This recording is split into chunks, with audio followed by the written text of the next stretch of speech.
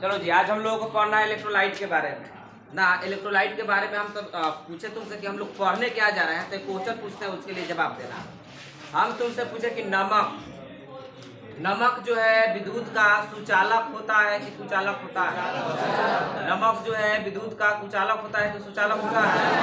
बोलो जी, कुचालक की सुचालक? सुचालक। जितने लोग बोले हैं सुचालक वे लोग बैल हैं। वही बात हम पढ़ेंगे, कहाँ हम लोग बैल हैं। बात समझे कि ना समझे? हम लोग जानेंगे तुमको कि नमक जो है तुम्हारा वो विद्युत का सुचालक। सभी लोगों को पता होता है, जनरली बहुत बच्चों को पता होता है कि नमक जो है विद्युत का सुचालक होता है, लेकिन नमक जो है तुम्हारा विद्युत का कुचालक। बात समझे? लेकिन इसमें देखना ध्यान से, तो यही सब बात है। अच्छा, उसके बाद हम तुमसे पूछे कि अर्थिंग के बारे में जानते हो? अर्थिंग के बारे में हम तुमसे पूछे, चलो जी। दूसरा हम तुमसे पूछे कि ये जो हम लोग अर्थिंग का यूज करते हैं, तो अर्थिंग में हम तुमसे पूछे हैं कि अर्थिंग में देखना कि नमक का यूज किया जाता है। जो अर्थिंग लगाता है ना, कहता है कि 4-5 केजी नमक डाल दीजिएगा, वहाँ चीनी का यूज क्यों नहीं किया जाता है? यही क्वेश्चन हम लोग यहाँ जानेंगे इलेक्ट्रोलाइट के बारे में। बात समझे? तो देखना,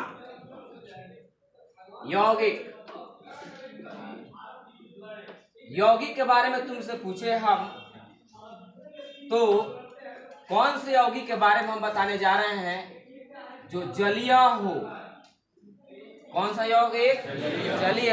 यानी हम नमक का बात करेंगे तो नमक का बात नहीं, नमक का जलीय विलयन का बात करेंगे। कोई भी यौगिक है, अगर उसका जलीय विलयन लिए हो तो वो 2 प्रकार का होता है, मतलब उसके आचरण के हिसाब से, बिहेव के हिसाब से उसको 2 भागों में बांटा गया है। एक को हम लोग बोलते हैं तुमको वैद्युत अपघट्य। वैद्युत अपघट्य, इसको बोलते हैं इलेक्ट्रोलाइट। इसको क्या बोलते हैं? इलेक्ट्रोलाइट। और एक होता है वैद्युत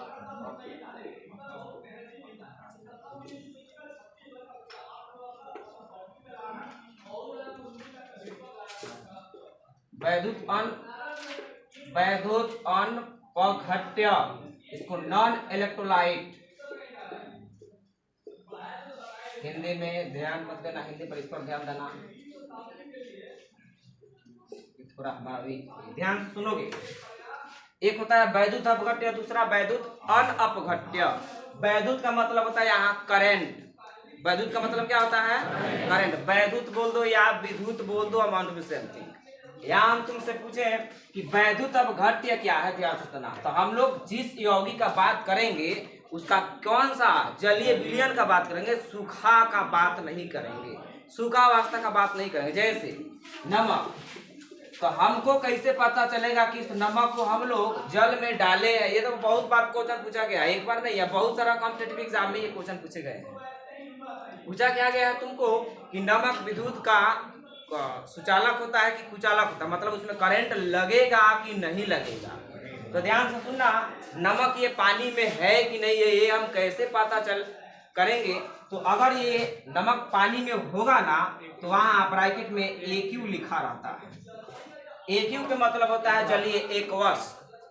बात समझेगा ना समझे? अगर ऐसे लिखा है तो समझ जाना कि ये जलीय विलयन है। जलीय विलयन का मतलब एक गिलास पानी में तनिक नमक घोल दिया गया है। बात समझेगा ना समझे? अब सुनना, यौगिक, ये हो गया तुमको यौगिक। तो यौगिक में हम NaCl ले लिए। अब ये जल है कि नहीं है? इसमें नहीं है, जल इसमें नहीं है ना। बात समझे? हम तुमसे पूछे कि इसमें करंट पास करोगे तो इसमें करंट नहीं लगेगा, तुमको बता रहे हैं, याद रखेंगे। बातें समझ में आ रही है ना? एक ड्रम, और तुम क्या करो कि ले लो, नमक ले लो, एक तरफ बैठ जाओ, एक तरफ से करंट लगाओ, तुमको कोई करंट नहीं लगने वाला है। बात समझे कि ना समझे? ऐसा क्यों हुआ तो ध्यान से सुनोगे। ये NaCl में तुम्हारा करंट लगने के लिए, याद रखेंगे, करंट लगने के लिए कंडीशन है कि करंट कब लगेगा? जब आयन होंगे या आयन उपस्थित होंगे। आयन बोले या आवेश बोल दे, सुनना ध्यान से। आयन के मतलब या तो प्लस हो नहीं तो माइनस हो। आवेश भी दो प्रकार के, धनावेश और ऋणावेश। बोलो जी, मतलब क्या, करंट तभी लगेगा जब आवेश होंगे, आयन होंगे। मतलब क्या, या तो इलेक्ट्रॉन होंगे नहीं तो प्रोटॉन होंगे, या तो प्लस होंगे नहीं तो माइनस होंगे, तभी करंट लगेगा। तो इसमें तुमको देखा गया है। अब बताओगे कि Na प्लस होता है। बोलो, एक इलेक्ट्रॉन दिया क्लोरीन को तो प्लस हो गया, Cl माइनस। तो एगो प्लस है एगो माइनस, जीरो। तो इस पर कोई आवेश है नहीं है, इसमें कोई आवेश आयन की उत्पत्ति हुई है नहीं हुई है। इसलिए ये क्या है, तुम्हारा विद्युत का कुचालक है, याद रखेंगे। लेकिन इसी नमक का जलीय विलयन ले लिए हम, तो नमक का जलीय विलयन ले लिए ना, तब सुनना ध्यान से हम तुमको बता रहे हैं। एक गिलास कल का पानी लो, एक गिलास कल का पानी लो, और इस पानी में, तो देखो पानी या जल कहने में थोड़ा सा फर्क है। पानी जब कहें तो ये शुद्ध का बात हम बोल रहे हैं, बात समझेगा ना, समझे। जैसे नदी का पानी, कल का पानी, तालाब का पानी बोलते हैं, जल नहीं बोलते हैं। लेकिन देखो कहाँ जल का यूज किया जाता है, गंगा जल। मतलब क्या कि गंगा जो है वो शुद्ध तो नहीं है, लेकिन हम लोग जानते हैं, मतलब मानते हैं कि वो शुद्ध है। जैसे किसी के सर बहुत सारा शादी वगैरह में आता है जी गंगा जल, या सरस्वती पूजा में आता है, तो गंगा जल, जल कहने का मतलब प्योर शुद्ध है। हम माने हैं कि गंगा जो जल होता है वो शुद्ध होता है, लेकिन शुद्ध है क्या, नहीं है। तो जल का यूज वहां करते हैं जो प्योर होता है, याद रखें। तो देखो यहाँ जलीय विलयन कह रहा है। जलीय विलयन का मतलब क्या, जल है, और जल के मतलब शुद्ध जल है जिसका पीएच मान कितना होना चाहिए, 7। वो हम पीएच स्केल में पढ़ेंगे, ध्यान से सुनोगे। अब क्या होगा तुमको कि जैसे ही इसको जल में घोलेंगे, तो पहले क्या करो कि शुद्ध जल लो। शुद्ध जल में हम तुमसे पूछे कि शुद्ध जल जो है, शुद्ध जल में करंट लगेगा कि नहीं लगेगा, बोलो जी, नहीं लगेगा। शुद्ध जल में करंट नहीं लगने वाला है जिसका पीएच मान 7 हो। फिर से दिमाग में रखो, शुद्ध जल जो है तुमको उसी को अशुद्ध जल बोलते हैं, याद रखेंगे। बात समझ में आ रही है ना। वो जो है विद्युत का तुम्हारा कुचालक हुआ करता है। लेकिन कल के पानी लोगे तो कल के पानी में करंट नहीं लगता है, बहुत तेज लगता है करंट। और ये जो है जल के कारण नहीं लगा, इसमें उपस्थित अशुद्धि के कारण लगा हुआ है। जितनी बातें बता रहे उतनी बातें समझ में आ रही है, बात बुझा रहा ना। तो इसमें देखो, अब शुद्ध जल हम लिए, तो शुद्ध जल लिया, इसमें करंट पास किया तो करंट इसमें पास नहीं किया, मतलब इसमें करंट प्रवाहित नहीं लगा। लेकिन थोड़ा सा भी इसमें नमक मिला देते हैं हम लोग, अब इसमें करंट आ गया, क्योंकि नमक में पानी में डालने पर NaCl, ध्यान से सुनो, NaCl को जैसे ही पानी में डालते हैं तो ये Na प्लस हो जाता है और Cl माइनस। तो देखो प्लस माइनस उत्पन्न हुआ कि नहीं हुआ। अब ये विद्युत का सुचालक हो गया, तो जो विद्युत का सुचालक हो गया उसको वैद्युत अपघट्य बोलेंगे। जो विद्युत का सुचालक हुआ उसको वैद्युत अपघट्य बोलेंगे, और जो विद्युत का सुचालक नहीं हुआ उसको वैद्युत अनपघट्य बोलेंगे, नॉन इलेक्ट्रोलाइट। बोलो जी, बातें आ रही समझ में, क्या बता रहे हैं। जैसे अब इसका एग्जाम्पल, तो इसका एग्जाम्पल देखो क्या क्या हो सकते हैं। अम्ल, भस्म, पीछे पढ़ा करके आए हैं पिछले लेक्चर में, आइए, लवण, ये सब वैद्युत अपघट्य है। ये सूखा अवस्था में विद्युत का कुचालक हुआ करते हैं ये सब। अम्ल तो खैर लिक्विड के रूप में होता है, मतलब जो ठोस पदार्थ है, तो सूखा अवस्था में विद्युत का कुचालक होंगे, और जलीय अवस्था में विद्युत का सुचालक होंगे, मतलब जलीय अवस्था में उसमें करंट लगेगा। कंफर्म हो। अब तुम कहोगे सर जी अम्ल भस्म के अलावा भी कुछ होते हैं क्या, बहुत सारा चीज है। चीनी हो गया, समझ रहे हो, चीनी, ग्लूकोज, चीनी का फॉर्मूला C12H22O, ग्लूकोज, ग्लूकोज का C6H12O6, यूरिया, दिखाई दे रहा, यूरिया, NH2, ये है इसका जलीय विलयन। लोग ध्यान से सुनना, जल ले लो, तो जल तो तुम्हारा विद्युत का कुचालक है, उसमें क्या करो कि चीनी ले लो, और चीनी डाल करके फिर करंट लगाओ, थोड़ा सा भी करंट पास नहीं करेगा। इसलिए अर्थिंग वाला जो आदमी होता है कहता है 3-4 के दिन नमक डाल दीजिए। तो नमक डालने से तो नमी पहले ही से है जमीन में, गड्ढा में डालोगे तो ऑटोमेटिक पानी आ जाएगा। अब उसमें जब नमक जो ब्रेक करता है तुमको Na प्लस में और Cl माइनस में, तो वोल्टेज ज्यादा, मतलब ज्यादा तेज हमारे घर का बल्ब जलता है। खुद हम किए हैं ये, जब गांव में तुमको वोल्टेज जब लाइट जब बल्ब कम जलता था ना, तो अर्थिंग सिंगल तार ले करके गड्ढा खोद करके तुमको उसमें नमक डाल करके उसमें रड लगा दिया जाता। हम किए हैं वैसे, लेकिन उस समय हमको नहीं बुझाता था कि आखिर ऐसा क्यों हो रहा है, लेकिन अब समझ में आता है कि रियलिटी है। बातें समझ में आ रही ना। तो जिसका जलीय विलयन विद्युत के सुचालक, जिसका जलीय विलयन जो है, जिसके जलीय विलयन में धारा प्रवाहित होती है उसको वैद्युत अपघट्य बोलेंगे, और जिसके जलीय विलयन में विद्युत धारा प्रवाहित नहीं होगी उसको अनपघट्य बोलेंगे। जैसे में ये हो गया, इसमें करंट पास करने वाला नहीं है।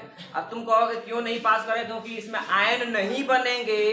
क्यों आयन नहीं बनेंगे? क्योंकि यह कोवैलेंट कंपाउंड है। इसमें जो है कार्बन जो है ये ब्रेक नहीं होता है, याद रखेंगे। बातें समझ में आ रही है ना? तब तक ले नोट कर ले इसको और समझाते हैं। तो तुम्हारा वैद्युत अपघट्य होगा तो उसमें विद्युत का प्रवाह होगा, और वैद्युत अनपघट्य होगा तो उसमें विद्युत का प्रवाह नहीं होगा। तुम कहोगे सर जी इसका एग्जाम्पल तो ले लो ना। इसका एग्जाम्पल H2SO4 को जल में डालो, H2 में डालो तो 2H प्लस हो जाएगा, SO4 2 माइनस। अब भाई तो वाइलेंसी याद होगा तब तुमको बुझाएगा ना। 2 हाइड्रोजन है तो 1 हाइड्रोजन 1 प्लस होगा, तो 2 हाइड्रोजन 2 प्लस नहीं होगा। SO4 कितना होता है? SO4 का वैलेंसी -2 होता था, -2 लगा दिए, क्या दिक्कत है इसमें? HNO3 के बारे में पूछो, बताओ अम्ल है कि नहीं है? तो जल में डालेंगे तो ये 1 हाइड्रोजन है तो H प्लस NO3 पर कितना वैलेंसी होता है जी? -1 हो गया।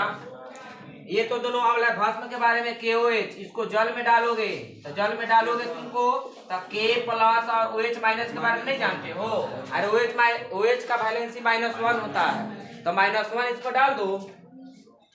वैलेंसी याद करोगे तबे इसमें कुछ होने वाला है। बढ़िया इसमें तनी के बातें तब पता चलेगी जब वैलेंसी होगा, नहीं तो केवल डिफिनेशन जानोगे। पूरा डीप में जानना है ना तो वैलेंसी याद रखो, जो कि हम कितना दिन से कर रहे हैं। वीडियो जाकर के देख लो, अवेलेबल बना हुआ है। जो नहीं आया समझ में हमसे पूछ लेना, बस समझे। अच्छा, ओकरा बाद तुमसे पूछे लवण के बारे में, K2SO4 बोलो जी, 2K प्लस प्लस में SO4 2 माइनस या -2 लिख लेंगे। अब बोलो ये सब बुझाया कि नहीं बुझाया? अब इसके में देखो, एक होता था कि स्ट्रॉन्ग इलेक्ट्रोलाइट, इसके बारे में नहीं पढ़ना। जब इसमें धारा प्रवाहित होगा तो इसके बारे में क्या पढ़ना है? ये जो होते हैं 2 प्रकार के होते हैं, स्ट्रॉन्ग इलेक्ट्रोलाइट और वीक इलेक्ट्रोलाइट। बात समझे? जिसको जल में डालने पर 100 गो मॉलिक्यूल डाले NaCl का तो 100 गो Na बन गया, 100 गो Cl बन गया माइनस, तो स्ट्रॉन्ग इलेक्ट्रोलाइट है। लेकिन अगर कोई पदार्थ डालते हैं उसमें 100 गो मॉलिक्यूल उसका डालते हैं, 50 गो डिसोसिएट हुआ, बात समझे, तो तुम्हारा क्या हो जाएगा? Weak electrolyte. तो हमारे यहाँ का सिलेबस नहीं है, लेवल में जाओगे तो बात समझिए। बातें बुझा रही है कि नहीं बुझा रही है? अब जो हमारा जो टॉपिक अभी सब पढ़ने के बाद तुमको आर्हेनियस कॉन्सेप्ट आते हैं, याद रखेंगे। बात समझो कि मोस्ट इंपॉर्टेंट, ये तुम्हारा पीछा कभी छोड़ने वाले नहीं है। 11 में पढ़ना है, 12 में ही पढ़ना है, बात समझे। तब तक के लिए हम लोग मिलते हैं। जय हिंद, जय भारत। नोट करना हो तो